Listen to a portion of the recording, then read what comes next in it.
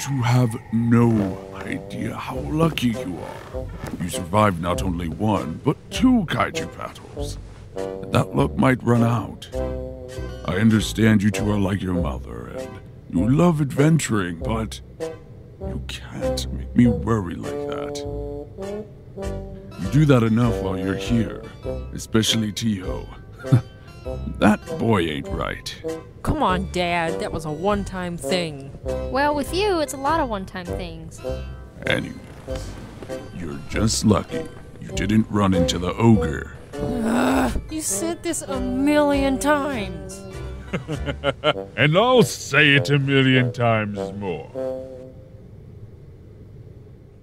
I've been hearing stories about Gabbro since I was a kid. So did my father, and so did his father, and so on. Gabbro has been talked about for generations among our people. No one knows where he comes from, or even what exactly he is. Some say he's some Oni or another type of demon that crawled up from the depths. Others say he's just a natural occurrence on the island. Fewer believe he might not even be from this world. One thing is clear, however, and that is that Gabbro feeds on children. Honestly, I think Gabbro's just a story that you made up to keep us from going anywhere. We've gone out to the forest a lot, and we've never even seen anything like him. I used to think the same thing when I was your age. I never saw him. I never saw any evidence of his existence. Why would I believe in some story about a demon that eats kids? There's plenty of dangerous creatures out here. And much like you, I often snuck out into the forest in search of finding something new. Well, that changed one night. I left shortly after my parents fell asleep, only carrying a bag of supplies and a torch. The night was dark, darker than usual. I remember how cold the air was, too. The fire was the only source of warmth and light around me.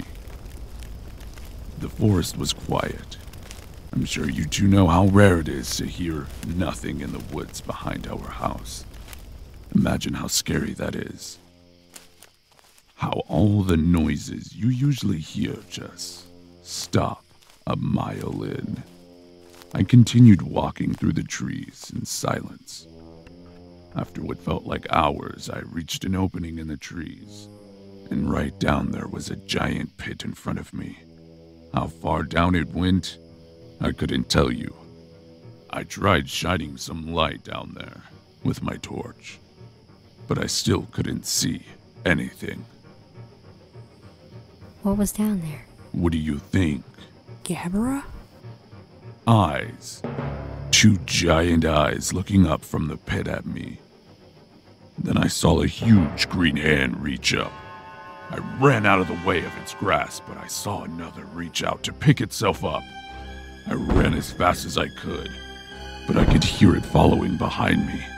Each thunderous step, a low growl, then a horrible howl. As the creature picked up the pace, I kept running and running, and it got closer and closer. I could see the village getting nearer in my sight, and I just had to make it there. Then, the sunlight started to shine as I broke through the trees. It had become morning. The creature thrashed in rage that it was blinded by the sun. It stumbled back beyond the trees. I'll never forget how relieved I was. So what happened afterwards? I was grounded for a month, which is exactly what I should do right now. But Dad! Okay, but be careful.